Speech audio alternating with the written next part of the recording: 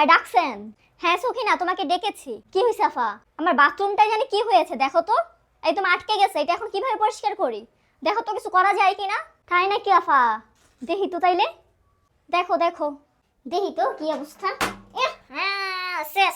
আফা আফা দেখাত কি অবস্থা।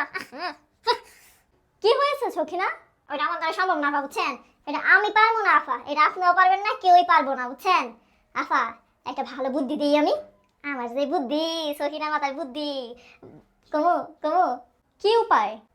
এটা হইলে আপনি ফেসবুকে পোস্ট দেন বা কোনো সাংবাদিকদের খবর দেন যে আপনার বাথরুমে আয়নাঘর পাওয়া গেছে, বুঝছেন? কমোডের মধ্যে, তাও আবার এরা আইয়া লোকজন আইবো, তারপরে কত মানুষ যাইবো, ঠিক আছে? তারপর আয়া এর ভিতরে এত বছর যা ছাড়ছেন না, এটি মনে করেন সব খোঁচায় খোঁচায় উড়াইবো। আগামী 100 বছরও আপনারা এটা পরিষ্কার করতে হইব না, বুঝছেন? সব বাইর করবো, আবার এটাও প্রমাণ করবো ঠিক মতো যে এটা আয়নাঘরই ছিল, বুঝছেন?